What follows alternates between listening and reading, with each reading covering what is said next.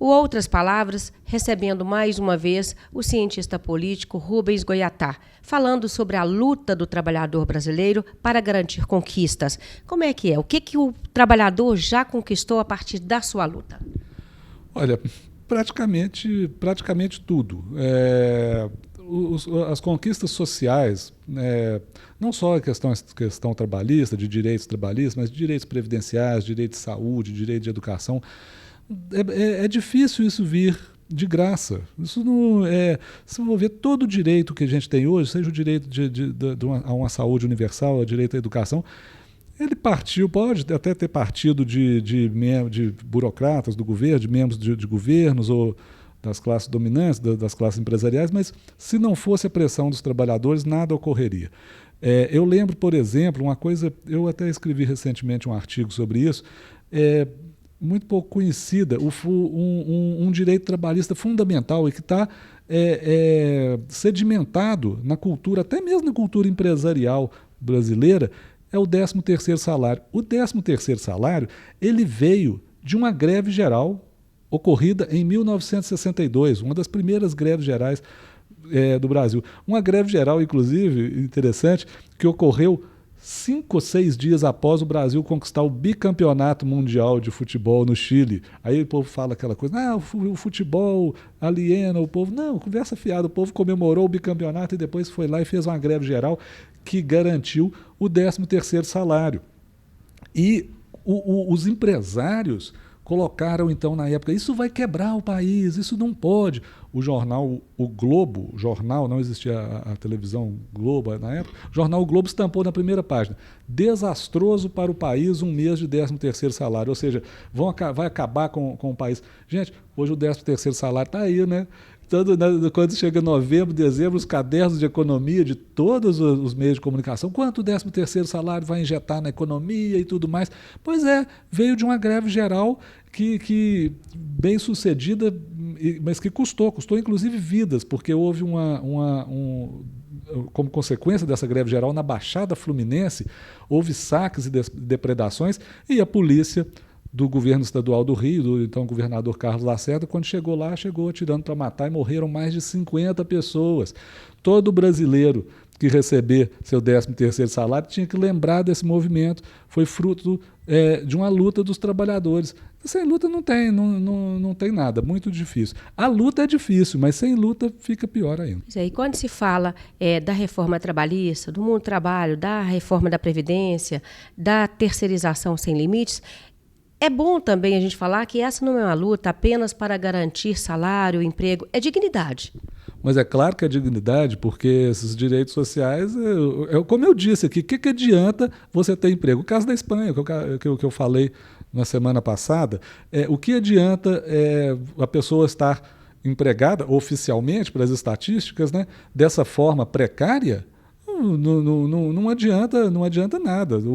A questão de empregos tem que ser vista pelo lado quantitativo, pode até ser vista, mas principalmente pelo lado qualitativo. Não é? Não adianta nada a pessoa estar formalmente empregada e um emprego precário ou vários tipos de emprego no Brasil, um emprego que traz danos à saúde, a gente tem tanto isso, né? Ou pior ainda, o que ainda existe no nosso país, infelizmente, né? Isso não é emprego, mas é o trabalho escravo, o trabalho em condições análogas a de escravo, né? Aí o emprego, o trabalho não é vetor de dignidade, como deveria ser, mas de aviltamento da condição humana, né? Onde o senhor acredita que começou toda essa guerra, vamos dizer assim, contra o povo brasileiro, contra o trabalhador? Por que estamos sofrendo na pele esse momento agora? O Brasil foi formado contra o povo. O Brasil foi formado pela elite brasileira, o sentido de formação disso foi contra o povo. Foi a elite brasileira responsável por fazer com que aquela América portuguesa não se desagregasse, virasse uma miríade de países, como houve na América Espanhola. Aí deu esse país importante, com uma população importante, esse país que pela sua própria massa de território, de povo, de recursos naturais, tem uma importância no planeta, né? Mas em compensação esse país ficou à cara da elite brasileira e uma elite criada no escravismo, né? Eu acho que nós estamos ainda lutando contra as consequências do escravismo. Escravismo entendido em sentido amplo. Eu lembro que um grande pensador do século XIX, na época da abolição da escravatura, da abolição formal da escravatura, um abolicionista, Joaquim Nabuco, ele escreveu uma frase que eu acho memorável. Ele disse: não basta acabar com a escravidão, é preciso acabar com a obra da escravidão. A obra da escravidão é essa desigualdade social imensa, sabe? Que a gente tem. Os ricos cada vez mais ricos e os pobres cada vez mais pobres. Esse distanciamento no Brasil, ele não diminui. Não diminui, inclusive porque, eu vou falar uma coisa que boa parte da sociedade brasileira acaba chancelando a hierarquia extrema e a desigualdade social, entendeu?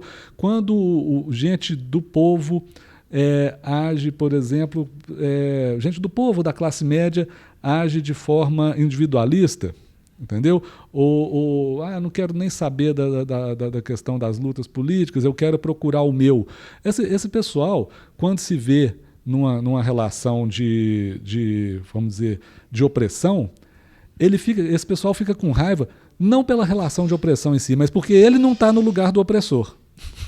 Ele fica com raiva não porque está sendo oprimido, ele fica com raiva, ele fica com raiva porque ele não está lá no lugar do opressor. Seria, sei lá, uma dose um pouco maior de humanização, de educação. O que o senhor diria que é fundamental? Olha, educação é fundamental, a formação política do povo é fundamental, mas para isso, educação é fundamental, educação de qualidade. A gente avançou na quantidade, mas a qualidade da educação brasileira fica muito a dever ainda. É fundamental a questão da comunicação pública, da mídia, do monopólio de mídia. O povo brasileiro não tem voz, é preciso que o povo brasileiro tenha voz, entendeu? Porque boa parte da mídia tradicional, ela deforma a cidadania. E não deforma só quando entra contra o partido tal, contra a favor do partido tal, que a mídia brasileira faz isso. A mídia brasileira, a grande mídia, é partidária. Mas é mais que isso. Quando a mídia ela fragmenta o povo, fragmenta a noção de vida que o povo tem. O que os donos do poder mais querem é um povo individualista e com a noção de vida fragmentada, com o horizonte curto. Não, eu quero cuidar da minha vida, que é eu, minha família, meus amigos e o resto que se exploda. Se a gente continuar assim, aí realmente a gente não vai mudar, não. Entendeu? E tentar atuar na economia, na política e coletivamente para tentar mudar essa coisa.